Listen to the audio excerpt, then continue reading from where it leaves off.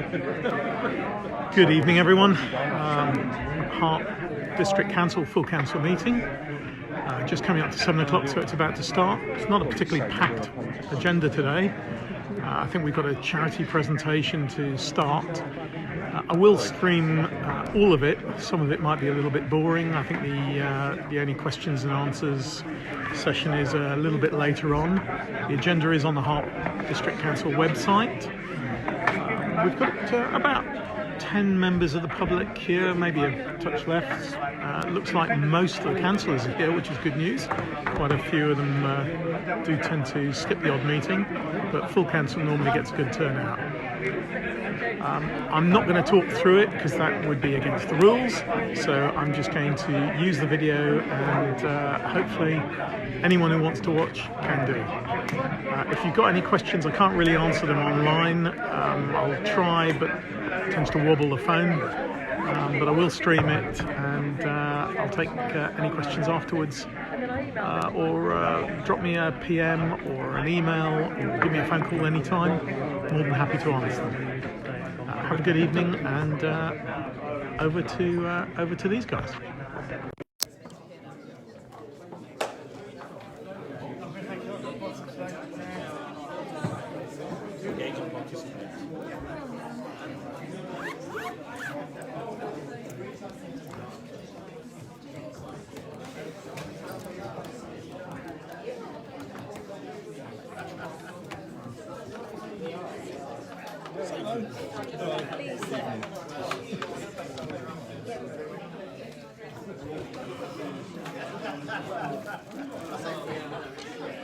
It does appear that they're testing out the video streaming tonight, so it'll be interesting to see if the corporate video streaming works.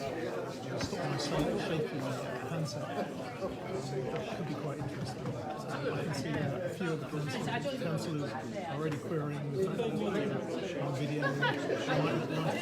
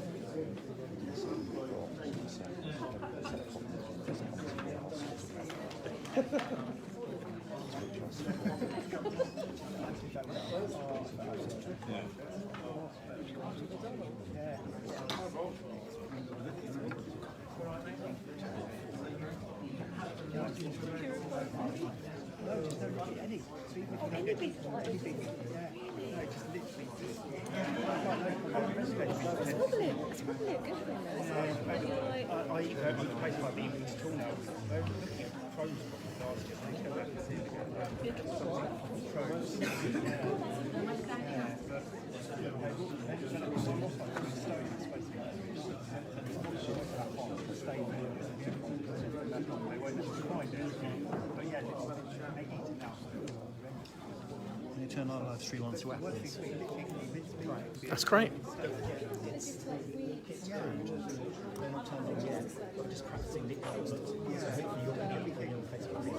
Fabulous.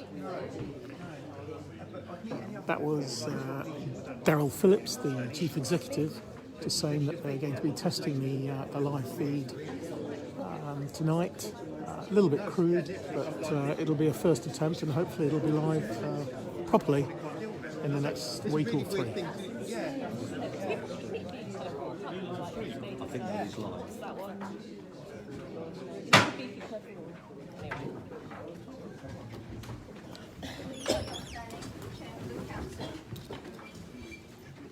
Councillor Sharon Will and the Vice Chairman, Councillor John Bennett.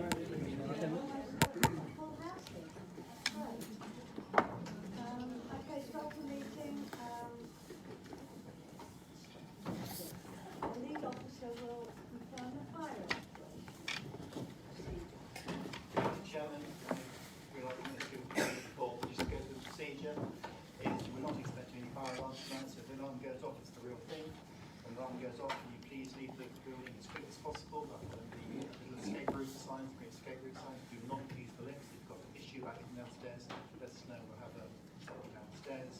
When you get downstairs, you actually leave the building and then go around to the views. So we'll congregate the views, and then when you're ready to come back in the building, we'll come back in the building. But don't come back in the building until every place is safe. Thank you very much. Thank you very much.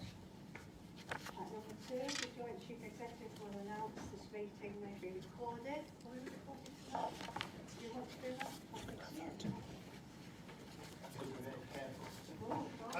Councillors, as you know, we've been trialling setting up a system that hopefully will start recording meetings in accordance with what the Act wanted us to do and what most authorities do. We've got 4 cameras in the building at the moment installed in the ceiling, but we've had a few technical problems, not the cameras, but in how we actually live stream the content of the cameras out of the building. So tonight you're being guinea pigs. We have Councillor Forster is our guinea pig for checking on Facebook. And what we've done is that we're on a crude situation over there where there's a camera on a mobile phone which works perfectly fine. We're not bothered about the kits over there. What we want to know is how it actually feeds itself onto a website that we've set up, which is the Hart streaming live website. So tonight is recorded for our purposes. That's why we could use your speakers when you microphones when you actually speak, if that's possible. We're not bothered about how that works. We want to know what the output looks like, which we'll review in the morning. And then we've got a technician coming in tomorrow to try and then connect these cameras up. We know the cameras work. We just want to get the outstreaming of it. Our biggest problem is where we put the data at the moment. It's going up to the Facebook page, which we know we shouldn't keep on for long periods of time because Facebook holds data in the States and not necessarily in the UK or Europe. And that's a bit of an issue about where we put it. So we won't be holding that signed in. But just let you know, the camera is running. It will pick up at the moment just the centre area here and the file table there. That table in the far corner, your Objections won't pick up at all because it's out of its range.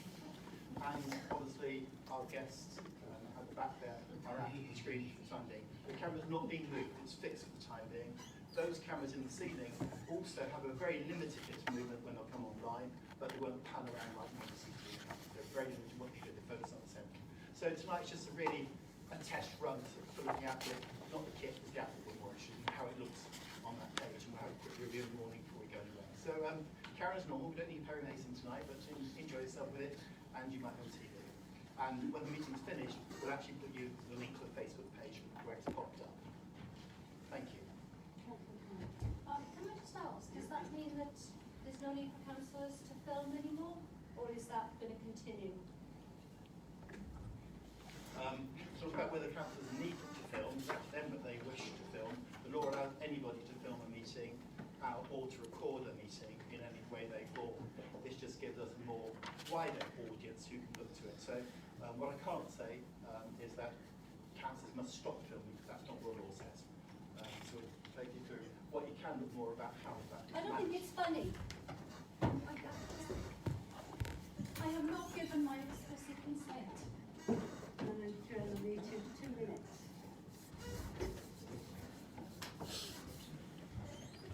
Yeah, but it's not funny and it's in poor taste, in my opinion.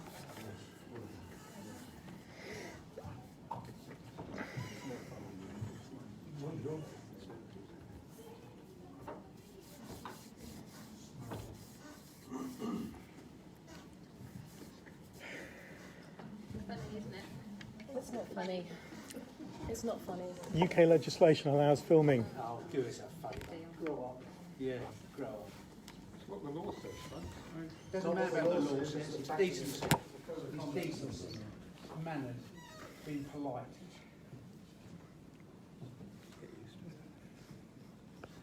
Just days of winding her up, that's all it is.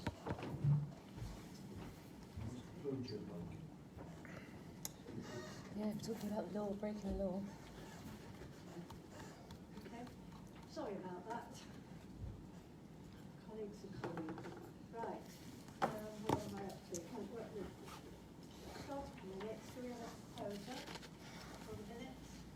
Thank you, Councillor Warlock. Second, please. Thank you. Right.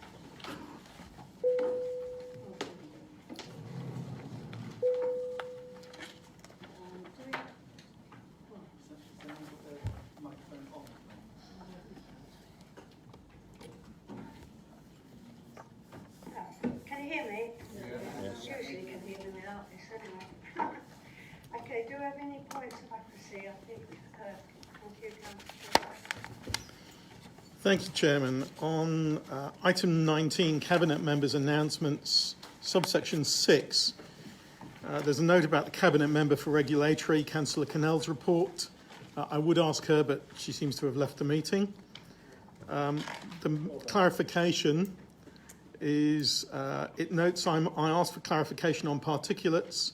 The portfolio holder reported that Hart has no problem with particulates matter and the air quality is good.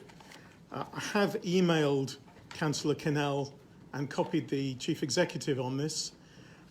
My understanding is that was incorrect, and I did query it on the night. There's no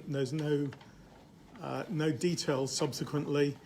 The fact of the matter is the particulates are not measured currently, and I wanted some clarification on that. But it is inappropriate to say there is no problem on particulates when there is no accurate data. Well, as the member's not here, Councillor Forster, I'll get the reply for you from within 48 hours, okay? Thank you, Chairman. Okay, thank you. Anybody else? Please take your microphone, please. Sorry. Okay, so can we take votes on the minutes, please? Votes for. Any against? Any abstentions? Right. Start you off. Right. Sign the minutes, please. Yeah.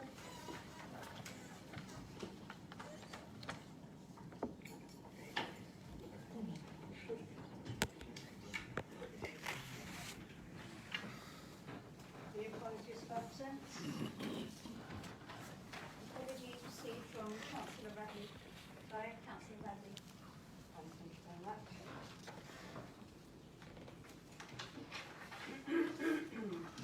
No apologies from anybody else, so that's fine. So we're now on item 4. Would anyone like to declare an interest? No? Right, that brings me on to our presentation tonight. It's something I was very, very impressed with when I went to their opening video book. And I've asked, obviously it's Victoria's promise. I've got promise in great letters here because I keep saying the wrong Victoria. You never know.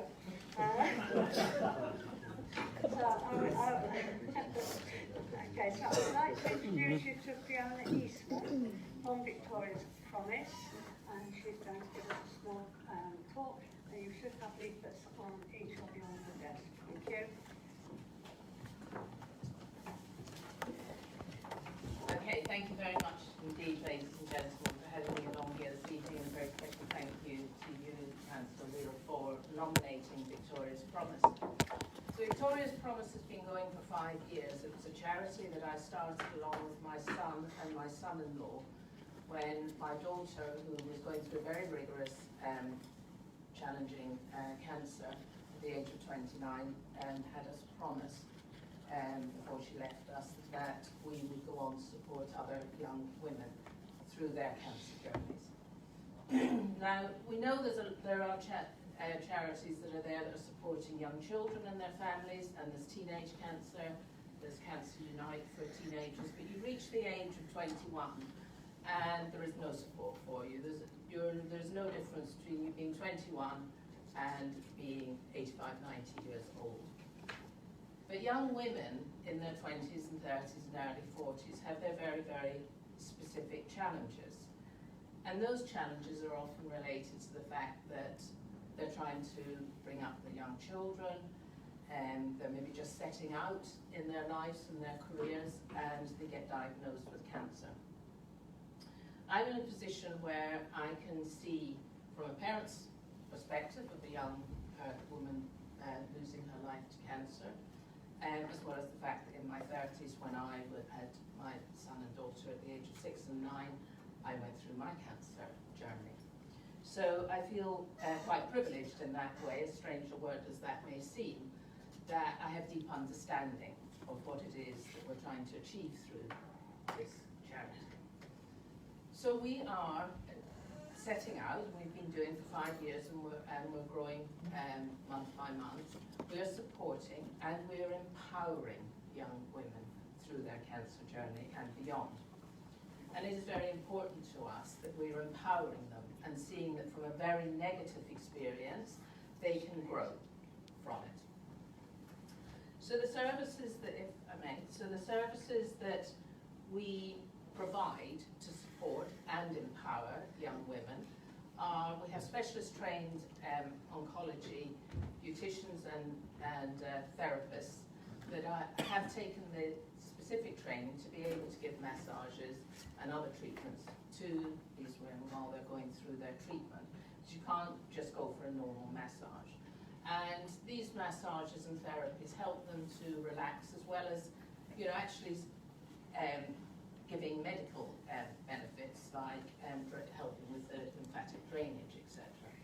So we do that, and we provide help for overcoming the changes in their skin and looks, because I think one of the most haunting things that I will always carry with me is when my daughter, who only survived 9 weeks from her diagnosis, but you know, I'd help her to the toilet and she would look up and see herself in the mirror when she was washing her hands, and she wasn't a very attractive young lady, and she would shudder.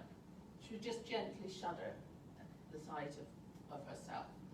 And it does do an incredible amount of damage, and puts these young women in quite a negative position when their looks all go. And it's not just about giving them a wig, it's about the changes in their skin and losing their eyebrows and their eyelashes. So it is extremely important to them to help them to feel as much themselves as possible and not be looked upon as a cancer victim.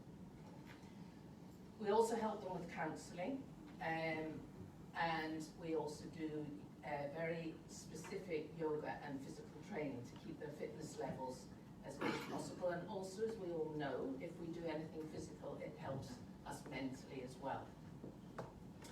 And we have affinity, and affinity is where we bring together young women that are all going through a similar journey, and we take away their fear and isolation, and as we say, we make them stronger together.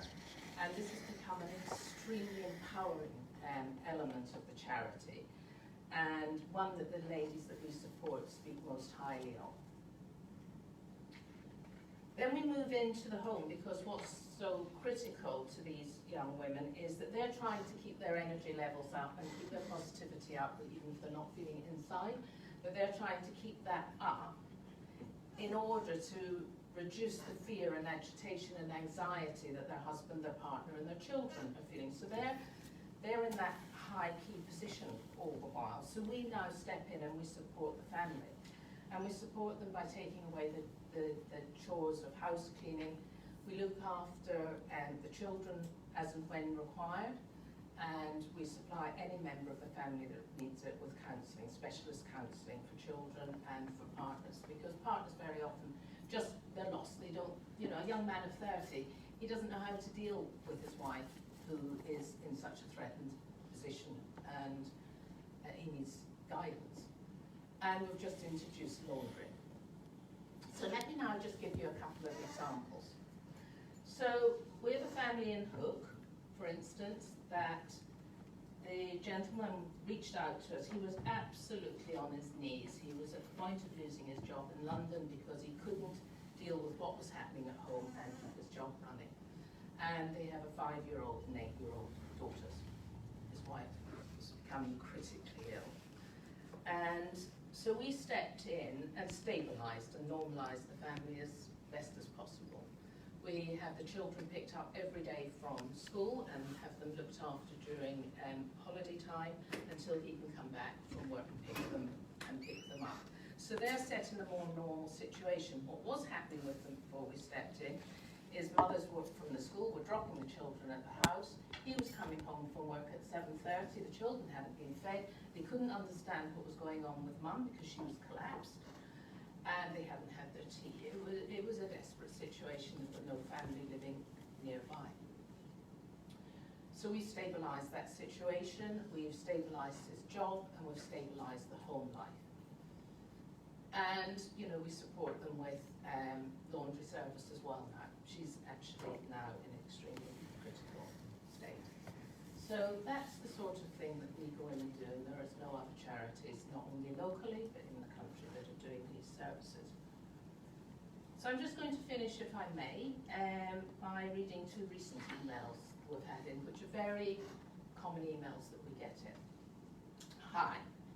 Could you help a 39-year-old woman from Fleet who has recently been diagnosed with colon cancer? She is shortly to have a colonectomy and then chemotherapy. She has a young family, including a 7-month-old baby, and is finding it very hard to cope. She needs a lot of emotional and practical support. It'd be wonderful if you could help. Thank you. So I contacted the person that had sent the email. It was actually her mother that had contacted us. Hello, I'm a 32-year-old woman with 5 children, 7 years and under. I was recently diagnosed with breast cancer and have had a mastectomy. I'm undergoing chemotherapy at the moment and will be having radiotherapy. That's going to be followed by a second mastectomy and a bilateral reconstruction. We're struggling as a family, and I'm wondering if you can help. These are the sort of emails we've got coming in all the time. And so every single penny of funding that we can get in enables us to support more and more of these young women. So I thank you very much indeed, ladies and gentlemen, for your time. Thank you again, Councillor Wheel, and appreciate it. Thank you. Thank you very much indeed. I don't think there's any need for questions unless somebody has something else. Councillor Steve. Thank you very much for that. I was a hospital doctor on the oncology board, and I know the NHS is extremely good at treating people physically, but emotionally not so good, and certainly not practically. I was just wondering, when can you actually get in and start? Is it immediate diagnosis when somebody contacts you, or do you have a waiting list? Thank you very much indeed for asking that question. So at the moment, we're fully supporting all the young women that are diagnosed at Basingstoke and North Hants Hospital and Winchester and Andover. So it's across that trust that we're fully supporting. So when a young lady is diagnosed, the oncology staff have our information, and it is passed to the young woman for her to make immediate contact. It is exceptionally frustrating to us when someone contacts us being diagnosed at Frimley or Guildford or Royal Berks, because we need to raise somewhere in the region of 100,000 to securely go into a new hospital and know that we can sustain supporting until we've built up a big enough reputation within that area to know that in 2 years down the line we're not going to remove the service. What we are doing, and because we've just been contacted so much by people that are not being diagnosed or treated at those hospitals, and they may be diagnosed at those hospitals and treated elsewhere, and we're still able to fully support them. But if they're neither diagnosed or receiving treatment from those hospitals, we're a bit stuck. So that's where our affinity is, where we can support them. And I'm actually bringing in a new step, which is VP Connect. So as soon as a young lady contacts us from Newbury, Reading, Guildford, Farnborough, wherever, I can send one of my ambassadors that is specialist trained to find 2 other people that are in that area and connect them together over coffee so that they can start having some support. Thank you. No question. Well, again, I'm sorry. That's good. Yes, thank you. For moving, what you did was very inspirational. Thank you. I'm sure many people have been inspired. Thank you. Shall I repeat myself? I'm just saying how wonderful the work that they're doing in this charity is quite incredible in all that they offer. I just need to ask, does it come mainly by volunteers, and does your clients have to pay for these services? No, the services are what we raise funds for. We do have some overheads, but I am exceptionally exceptionally eager and keen, and I keep a very eager eye to it, that the proportion of the cost to run are very, very minimal, and that the majority of funding is going to the end user. So yes, I do have a lady that gets paid to be what we call our care guardian.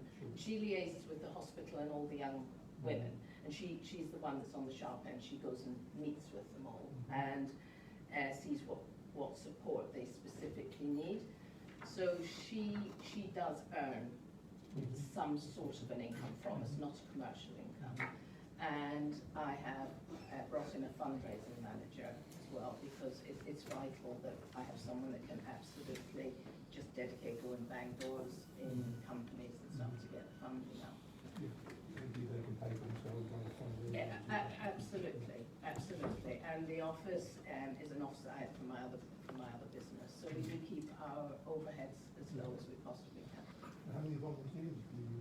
Well, we're in the process of building our volunteers. We're quite low at the moment. I'd say we've got something in the region of 9.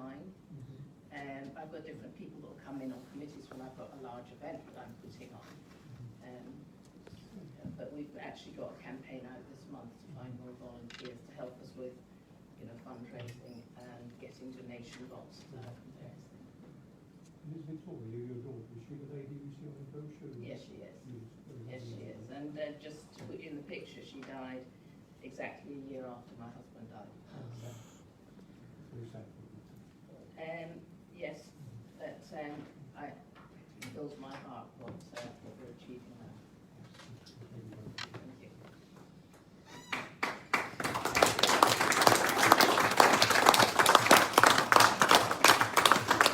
Thank you very much indeed. I just wanted to follow on before the applause, actually, to say I just do agree it's the most wonderful thing you could do for your daughter and everybody else.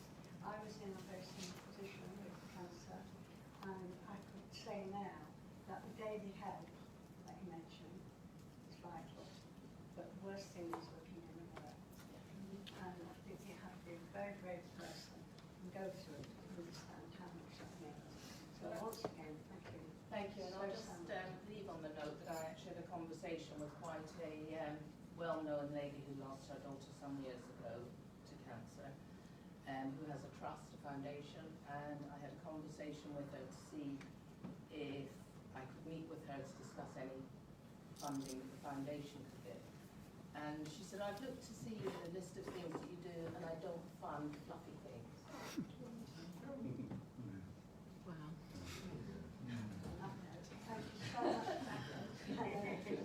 Thank you all very much. I hope the rest of your Thank week you. goes well. Thank you.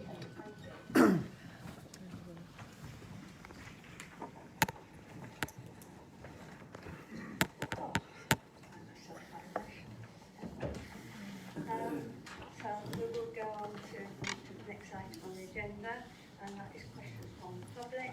Mr. David Turner, who I think you all know, would like to come up and speak, please.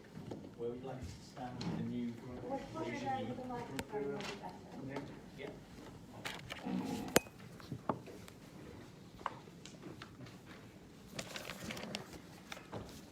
In a paper to ONS and Cabinet late last year, it was envisaged that Hart would seek external resources to support the new Sentinel project from site promoters. Page 10 of the paper put to ONS about the Shapley Heath Garden Village last week shows the logos of Hart, Gallagher's and Lightwood. So can you explain what is the nature of the relationship between HBC and the developers now?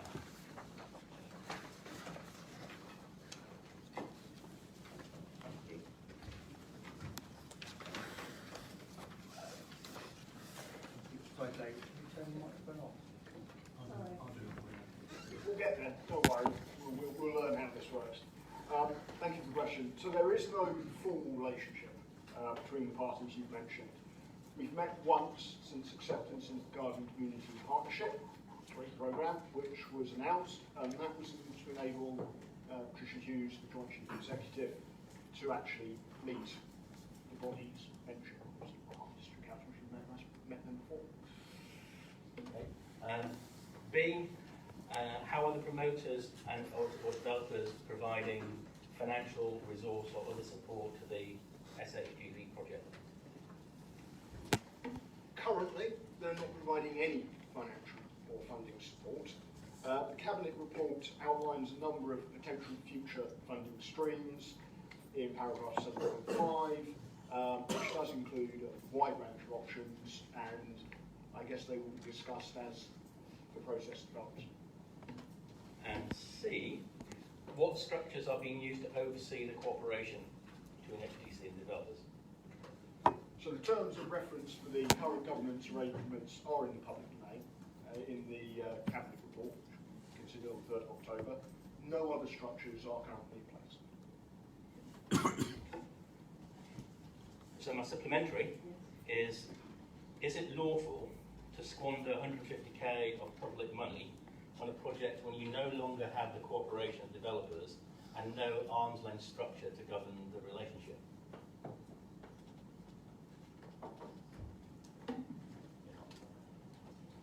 I'm not overly sure the last two parts of your question followed. But the answer is that we have taken legal advice, and I know you're going to ask a bit about that later on. We are perfectly content that we are proceeding in a completely proper manner. As for future governance arrangements of the scheme as it develops, clearly over the lifetime of the scheme, it will take on a different context, and different governance arrangements may well need to be considered. And as that occurs, that will be the job of this council to consider how best we're looking after public funds. Okay, number 2. It is said that the general power of competence is designed to enable local authorities to do anything that individuals generally may do. Individuals certainly would not be allowed to pursue new developments outside of the local plan or wider planning process.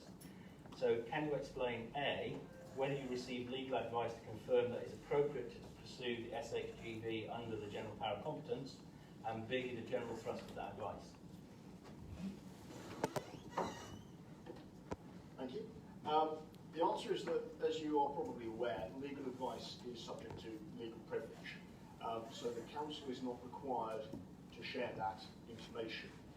Suffice it to say that we are confident that our approach in the involvement of this guided community programme is solid and robust. What are the risks? So my supplementary is, what are the risks that spending money on one development option without considering alternatives amounts to predetermination? I'm actually quite glad you've asked that supplementary question. There are a couple of points to my answer. The first is that the involvement of a scheme in the Garden Village Community Programme does not either guarantee or insist that planning permission of any kind is ultimately given. So there is no suggestion here that this potential scheme that we're looking at will be necessarily given planning permission, which is actually quite different to the wording that was in SS3, which we've had a discussion about. The second part of the answer is that as our soon-to-be adopted local plan, more to come on that, goes through the process, we will have to get to a point in the trajectory where we need to start thinking about what happens in the future. And when we get to that point, we will then need, as a responsible planning authority, to consider a wide range of options as to how we meet our housing need post-2032, which may well include Shapley Heath Garden Village, but is likely to include other options as well. So spending the money now in no way prevents us from looking at other options in the future. Question 3. Appendix 3 of the SHGV paper to ONS shows a proposed spend of 30k on land value stroke equalisation issues. Can you please explain A, what the deliverable will look like, and B, who will benefit from the deliverable? So to create a garden community first place. You have to have a vision and an ability to deliver against the vision. And ascertaining the land value and any equalisation agreements which may be in place will help all the stakeholders involved to understand whether a garden community is actually deliverable. So it's clear that the developers will at least in part benefit from the deliverable. So the supplementary question is, what are the risks that spending public money to benefit developers and landowners with deep pockets amounts to state aid? If the project ultimately is not viable, and that will be a decision that will be made on the basis of the information that we're looking at, we're trying to ascertain, then the project would not go forward. So the developers would not get any profits because they would not be developing the site. That's why you do all of this background work to see whether or not actually at the end of the day it's going to be financially viable for everyone, and therefore whether it's going to be delivered. Okay, thank you. Okay, thank you very much for the question. Now go on to item 6,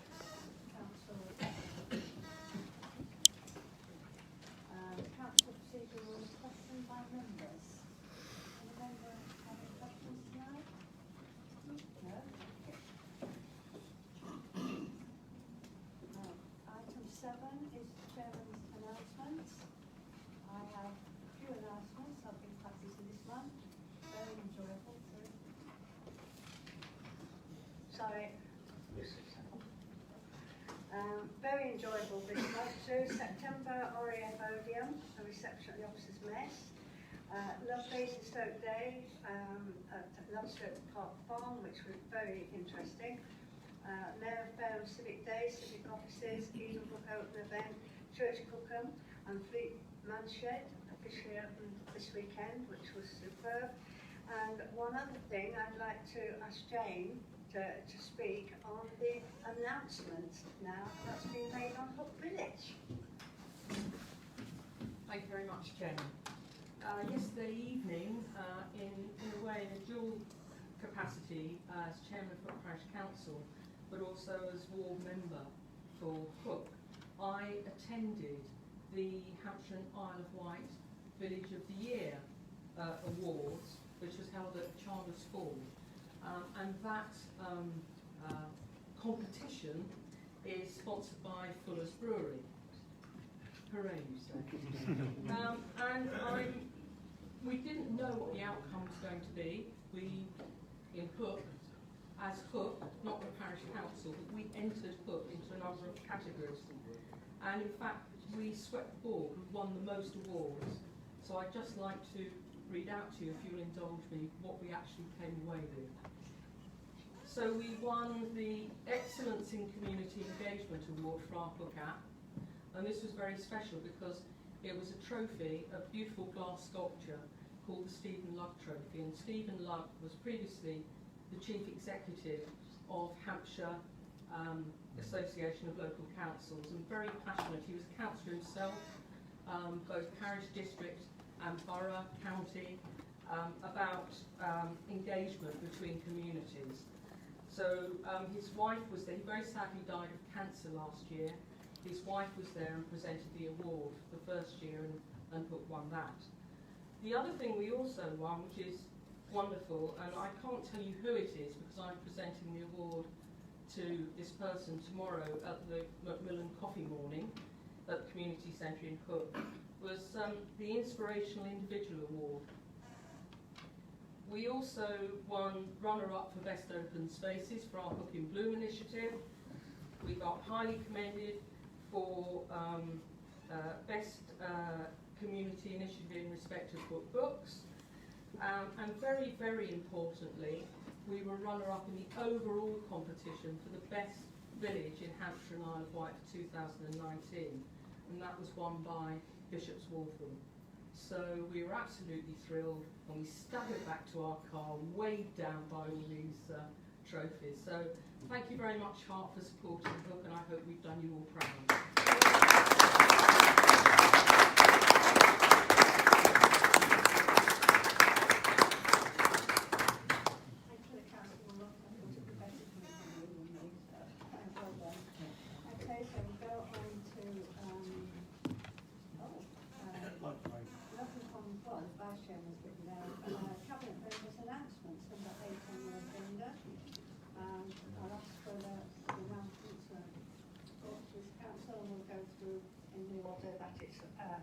papers. So first of all, the leader of the council, Councillor Neighbour.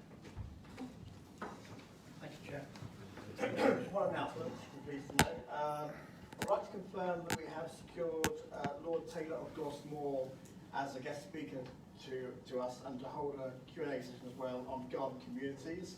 Lord Taylor, former Member of Parliament from Cornwall, is the chair of the Carglades Garden Village Strategic Board. The session will start at 7:30 on Wednesday the 23rd of October here in the Council Chamber, and formal invitations will go out in my name tomorrow. Thank you very much. Cabinet Member for Finance and Corporate Services, Councillor Lovely. Is anybody speaking for him, or have we got anything? We haven't received anything. Well, you have an easy one. Cabinet Member for Digital, Councillor Ambler. Thank you, Chairman. Yes, just very briefly. A number of you probably know, if you went to the coffee session before the council meeting, the new change and digital manager, Stephen Bennett, started this week, so hopefully a few of you have had a chance to meet him. Even though he's only been here 4 days, he's got some good ideas of things he needs to look at, and I'm sure in due course he will be talking to members as well as he's going to be talking to staff and also in the future members of the public about how they access the website, what they use it for and that sort of thing. So it's at the moment it's watch this space. As I say, it's only been here since Monday, but I'm sure you'll be hearing more in the future. Thank you very much, Councillor Ambler.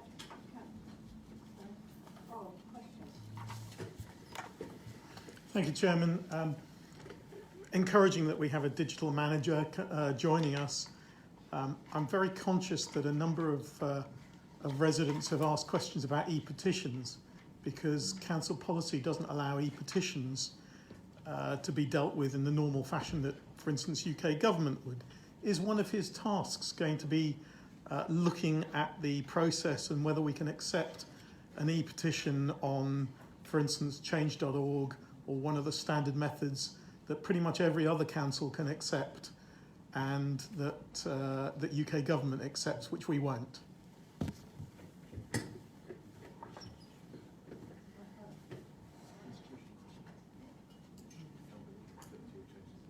Okay, I'm informed that's not a technical matter, that's a constitutional matter. So it's outside our constitution.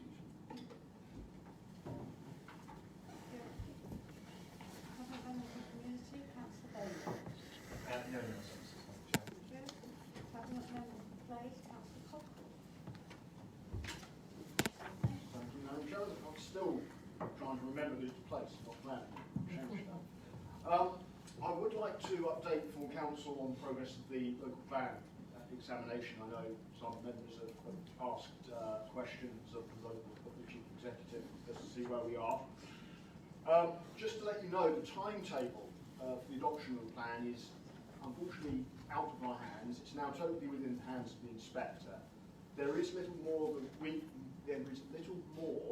we can do for the time being, as the inspector is considering responses to the various modifications that we've agreed with him. So you'll remember the consultation that we've had. However, he has indicated that he believes he will have his report ready for the end of November.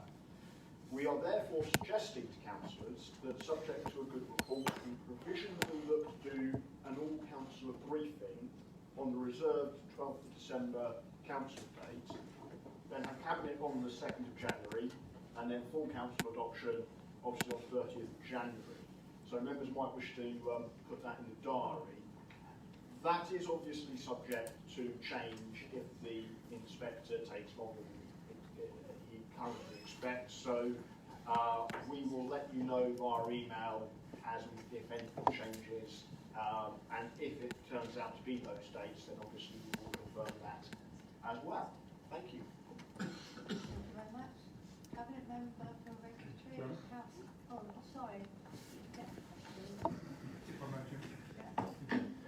Thank you, Councillor Cockrell. I did put a question in, as you're well aware about this, to understand a little bit more of the detail of what will happen when we get the information back from the examiner, and where we might be able to try and bring those dates in by, rather than waiting for a particular meeting, perhaps hold a special meeting to make sure we can get this local plan adopted just as soon as possible.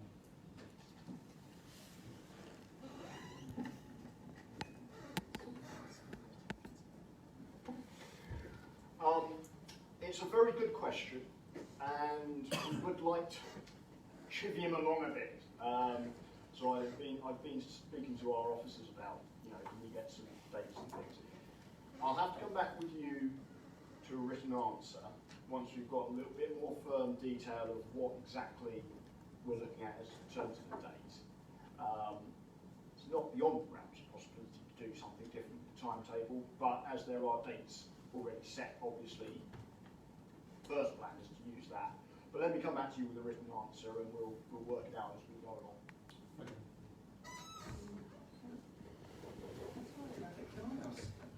I'd like to ask Councillor a couple of questions. On the local plan, and we had a suggestion that we might have to have a special meeting. But surely if the inspector has responded to us and he is content, then that would have full weight in any planning issue we would look at. So there's really no benefit in actually having a special meeting because it would have full weight in our deliberations.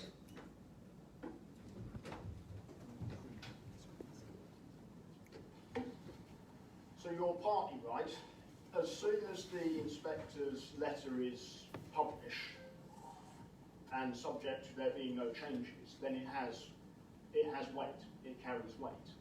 But obviously we would still need to go through the adoption process for it to carry absolute full weight. So we would, from a planning point of view, be able to rely on it in terms of making decisions. But we still need to go through the process, Councillor Oliver. And as we've got more, as soon as we get more clarity over when the dates we're going to get it, we can put the wheels in motion to get it adopted. Thank you very much. Any other questions? I'll move on to Cabinet Room for Emergency Services. Councillor Connect. Thank you. I have one announcement this evening. Genco Convenience Store in Blackwater. Can you put your... She is. Genco Convenience Store in Blackwater has had its premises licence revoked following a repeated lack of due diligence under the Licensing Act 2003, along with a failure to comply with the Immigration Act of 2016. On Friday the 16th of September, a licensing subcommittee review hearing was held. Genco's licence, which permits the sale of alcohol, was removed following, as I said, a repeated failure of duties to operate compliantly. Hart's environmental health team also found out-of-date food on several occasions at the premises, and as a result the business were issued with a hygiene improvement notice and a simple portion certificate. In June 2018 it was believed that the business had been employing a member of staff that had been sleeping in the storeroom. The council worked alongside Hampshire Police, and back in August of this year the Home Office immigration team visited the premises and arrested one immigration offender. Genco has 21 days from the 6th of September to appeal the decision to the Magistrates' Court to have their licence reinstated. If it chooses not to, then it must remove all alcohol products from its premises. It is unacceptable for licensed premises to not comply with the law and follow the rules set out in the Licensing Act. Removing a licence is always the last resort, but we need to make sure we are protecting the public from unlawful activities. I would like to take this opportunity to thank the licensing team for their continued hard work on this case, and a press release will of course be issued in due course. But if I can also pick up as part of my announcement, because I wasn't here, I understand Councillor Forster, you had an issue with the minutes of the last meeting. I'm here now, so right, what's the problem? Chairman, I'll repeat the query I raised earlier on, if that's all right with you. Councillor Cannell, the minutes stated that you had said that there was no issue with particulates on the matter of air quality across Hart. my understanding is from the report that you circulated from officers that there has been no measurement of particulates.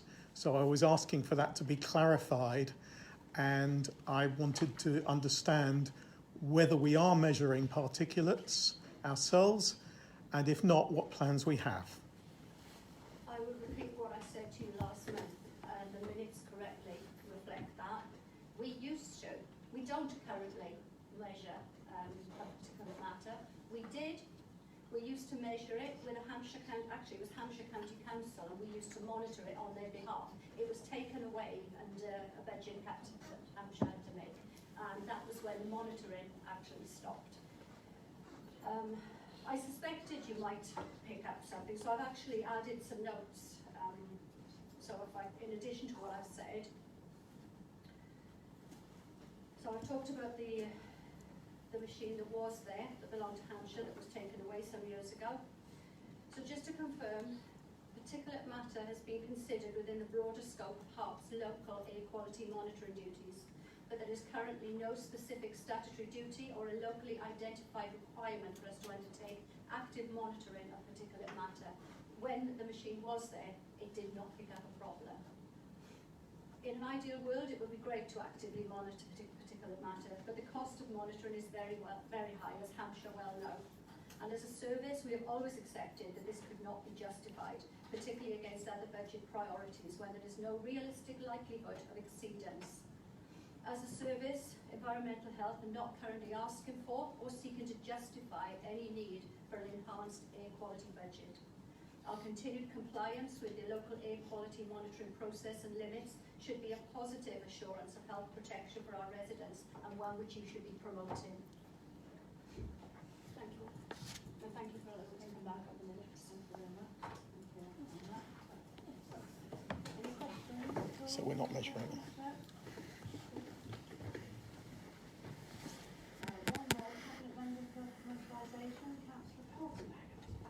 Thank you, Madam Chairman.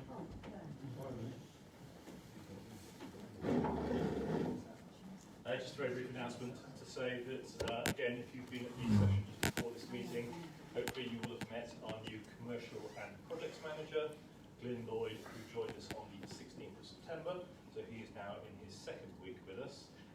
We have already had a number of productive meetings, and are looking forward to working with him over the next few weeks as we develop our commercialisation strategy more fully. Thank you.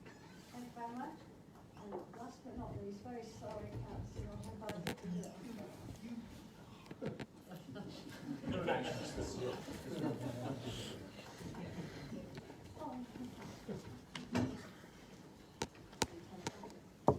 Okay, so we can now go on to item 9, Joint Chief Executive's report. Thank you, Chairman. Very little to update on other than streaming appears to be working quite well on the page of those got it. I've sent you all the link to the web page.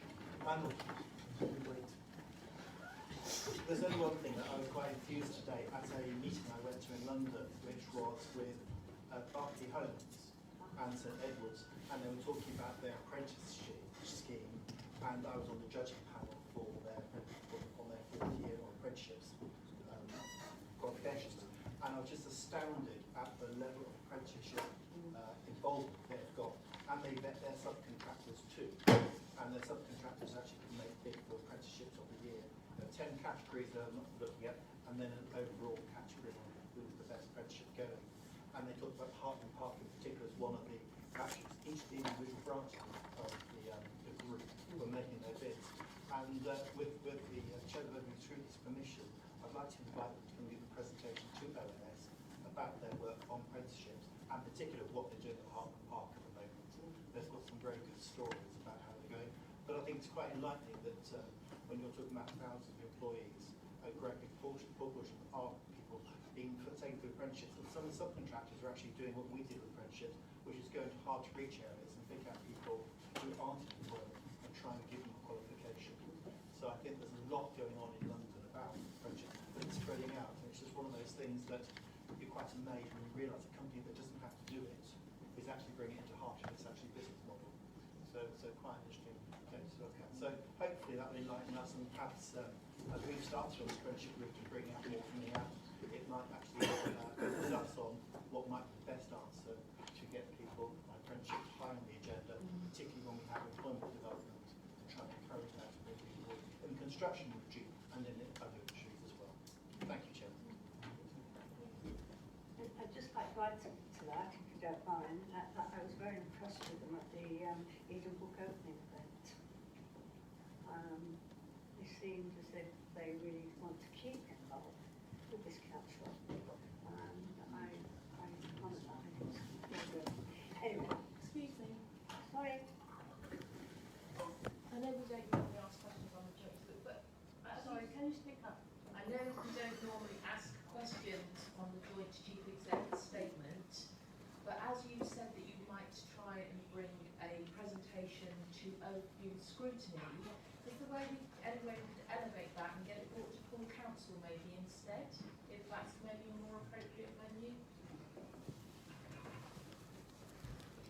Chairman, discussion both the Chairman over in scrutiny and the Chairman here to make sure there's a wide audience.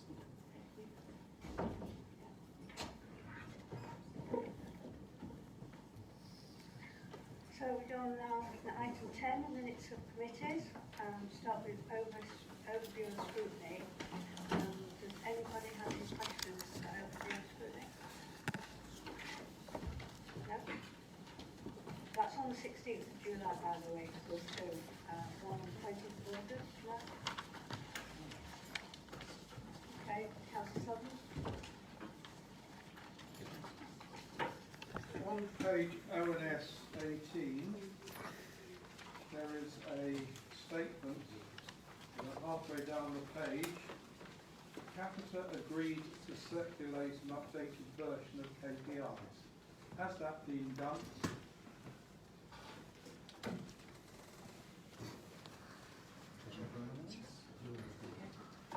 Yes, we have received that, and members of ONS have got it. Okay, any questions on the audit for 30th of July? Councillor Sutton again?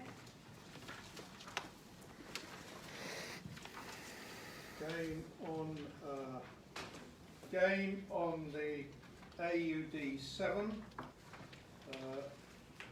and I am a member of the audit committee. Capita responded that they would be reviewing the resources as part of the rectification plan. What has happened? I have not heard anything about that. I don't know whether anybody else in the audit committee has, but certainly Capita have behaved, have not done an auspicious job over the years, and I thought it's not unreasonable to expect them to act quickly in these sort of circumstances.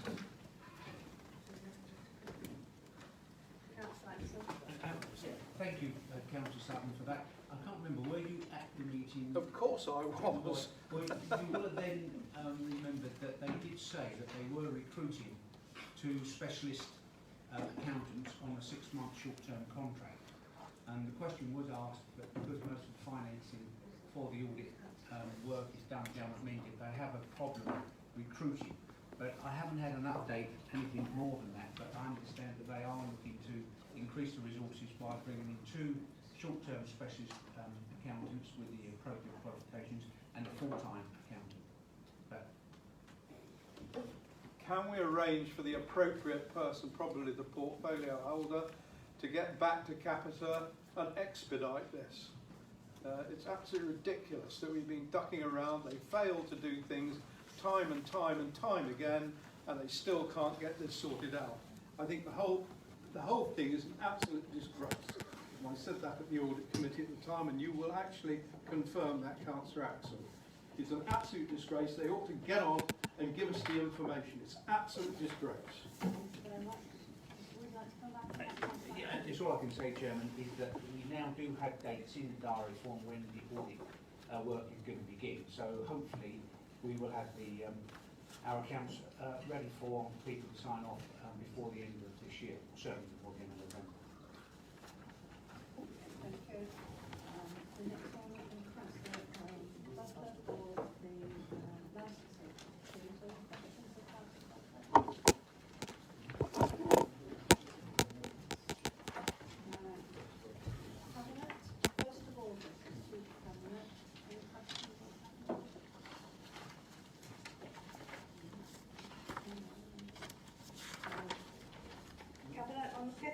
September.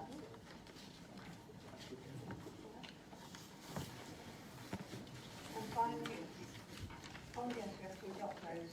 All those in favour of the... Oh, sorry, I'm rushing. Yeah, thank you very much for CCH Cabinet that the vision, Hart Council Vision 2040 be adopted, and I'm looking for a second. Thank you. Councillor Thompson, okay. Right, all those in favour? Unanimous. Thank you very much. And finally, the planning minutes.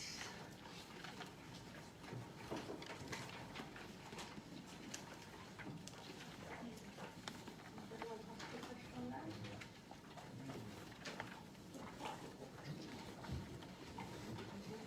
No questions, okay?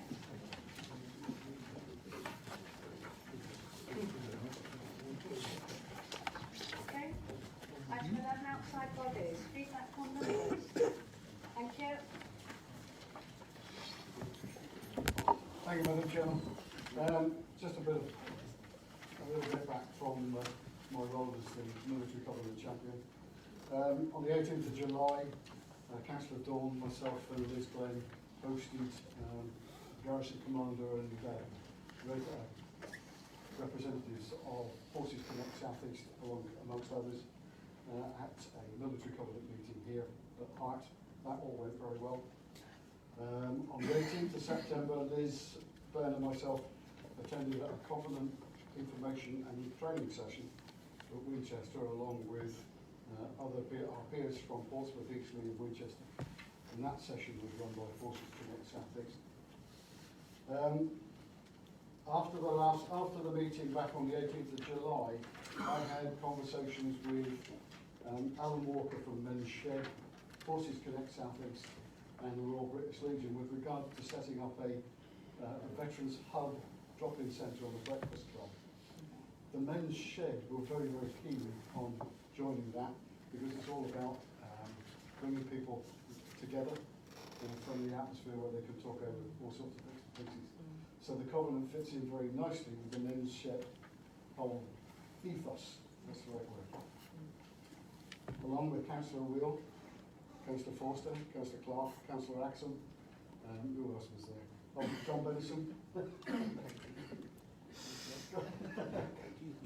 Beg your pardon, Councillor Amber, I forgot you were there. Councillor Amber.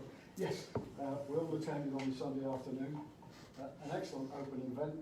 Over 200 people attended. Amongst that were a lot of serving members of the military and ex-members of the military. And it looks like their numbers are going to grow quite extensively over the next few months. Thank you very much. I'd like to add on to that. It was a wonderful afternoon. It was very difficult to get there. Nobody seemed to know the way, and I was in the lead and taking everybody up and down the long road. What I did speak to the chairman afterwards, because it is one of our charities, chosen by the Church of Cookham, and I just say to them, could they please get their signs made now, and I will pay them in advance. Okay? So if you can follow that up and make sure they do, that would be really good. Okay.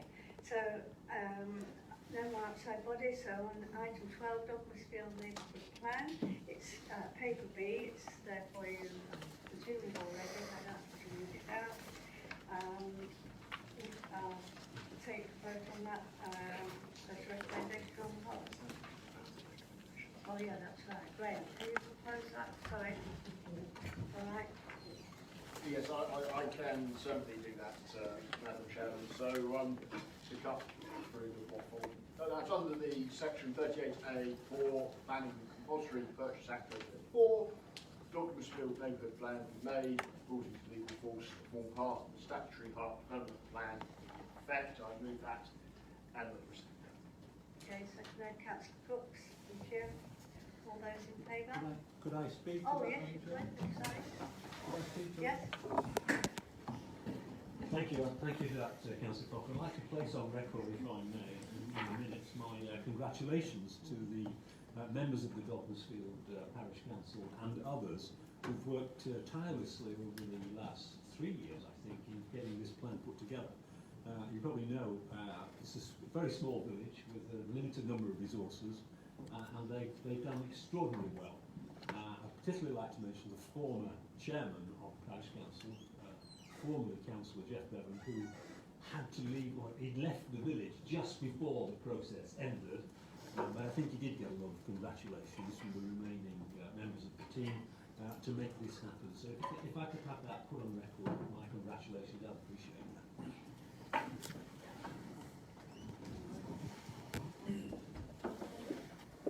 Thank you, Chair. I wasn't going to speak, but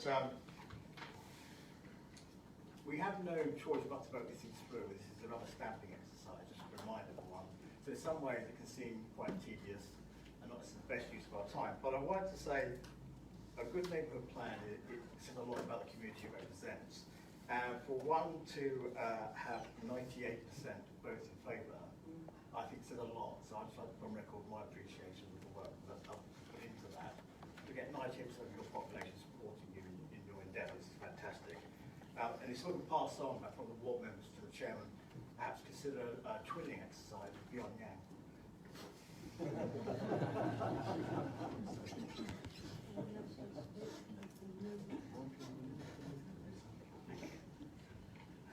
Can we move that then? All those in favour? Chat, I'm slow tonight. Any again? No, that's great. So that's the last item on the neighbourhood plan, and that should bring business closure. And before I do that, I'd like Councillor Forster and Mr. Phillips to meet in my office. Thank you.